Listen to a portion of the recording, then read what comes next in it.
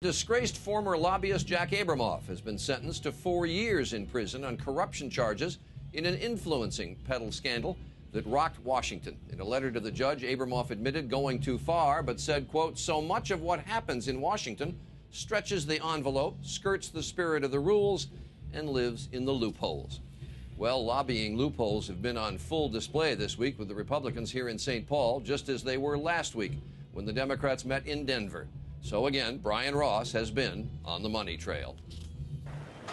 From the moment they arrived at the Twin Cities airport, Republicans have been reminded that this convention is being brought to them by corporate America, including a bank, UBS, under investigation by the government for helping rich people avoid billions of dollars in U.S. taxes. I think it's very clear that those who give to the host committees are getting the access and influence that they desire.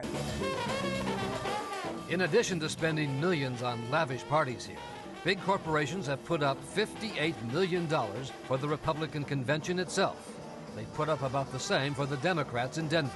A huge loophole in the federal election law that otherwise bans corporate money in politics. It's really ironic, too, because this whole federal election campaign law was developed because in 1972, the Nixon administration had set up a slush fund through the 1972 Republican National Convention. We've gone in full circle. 9 conventions after Nixon, many of the corporate sponsors still try to keep what they're doing from being seen by the press or the public. You don't want any press here. As at this gathering last night in Minneapolis. Let go of my camera.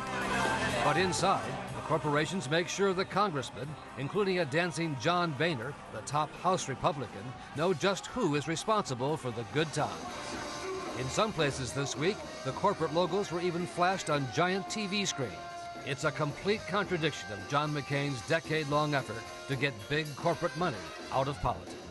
We have to have campaign finance reform and return the government to the people and take it out of the hands of the special interests. Yet at his nominating convention this week, the big money donors are seated in the prime skyboxes, overlooking the proceedings below, a kind of Republican royalty whose multi-million-dollar contributions to pay for this convention do not have to be disclosed until close to the election. As of the close of business tonight, the total from corporate America for this convention and for the Democrats in Denver will be well over $100 million, something that won't be forgotten once everyone's back in Washington, Charlie. All right, Brian Ross on the money trail in Denver, the money trail again here in St. Paul.